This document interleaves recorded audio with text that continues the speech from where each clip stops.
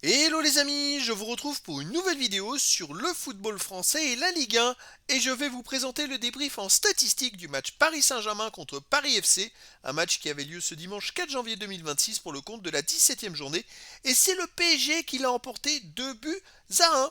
Alors dans cette vidéo je vais revenir sur les buts de cette rencontre mais surtout sur les statistiques des deux équipes pour comprendre un petit peu le déroulé du match et on terminera la vidéo par le classement de la Ligue 1 mise à jour et donc une victoire 2-1 du PSG.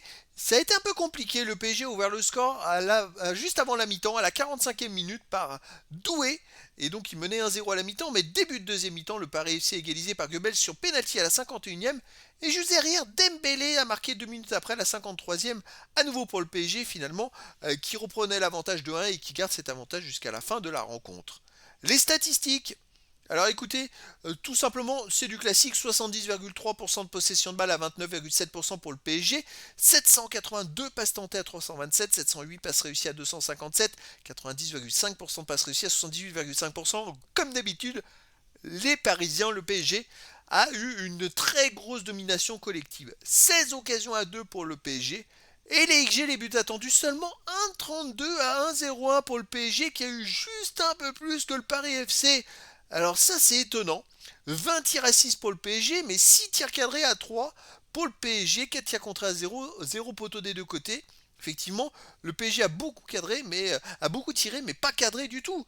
Vous voyez, le Paris FC a cadré 3 tirs sur 6 et 1 sur 2, alors que le PSG c'est moins de 1 sur 3. C'est pas vraiment une bonne, on va dire, de bonnes statistiques. Les autres statistiques, il y a eu 2 hors-jeu à 0 pour le Paris FC, 7 corners à 1 pour le PSG, 18 centres à 7 pour le PSG, 6 interceptions à 5 pour le PSG, 18 tacles à 17 pour le PSG, 36 duels gagnés partout, 4 arrêts à 2 pour le Paris FC, 7 fautes à 4 pour le PSG, 1 jaune à 0 pour le PSG, pas de rouge, il y a eu très peu de fautes dans ce match-là, seulement 11 fautes. Ça a été vraiment un match, on va dire, où ça a joué au foot, c'est pour ça qu'il y a eu autant de ballons touchés. Et le PSG est devant dans la plupart des statistiques, ça aussi, c'est un peu étonnant pour une équipe comme le Paris FC qui a peu touché de ballon. Ils ont fait que 5 interceptions, ils ont manqué d'agressivité, je pense qu'ils avaient vraiment matière à faire quelque chose. Les Parisiens étaient prenables, ils peuvent s'en vouloir éventuellement. Alors au classement, les amis, le PSG, grâce à cette victoire, recolle à Lens, enfin recolle, reste à un point de Lens. Ils sont deuxième avec 39 points en 17 matchs, 12 victoires, 3 nuls, 2 défaites, 37 buts marqués, 15 encaissés, plus 22 de différence de but. Et là, il y a un fossé, puisque Marseille et Lille, juste derrière, n'ont pas gagné dans cette journée. Et donc, Marseille et Lille, qui ont perdu en plus à domicile, eh ben, se retrouvent à 7 points derrière le PSG. Donc, il y a vraiment un gros écart entre les deux premiers et les poursuivants. Le Paris FC de son côté reste 15e avec 16 points en 17 matchs, 4 victoires, 4 nuls, 9 défaites, 22 buts marqués, 31 encaissés, moins 9 de différence de but. Ils n'ont que 2 points d'avance sur le barragiste pour la relégation.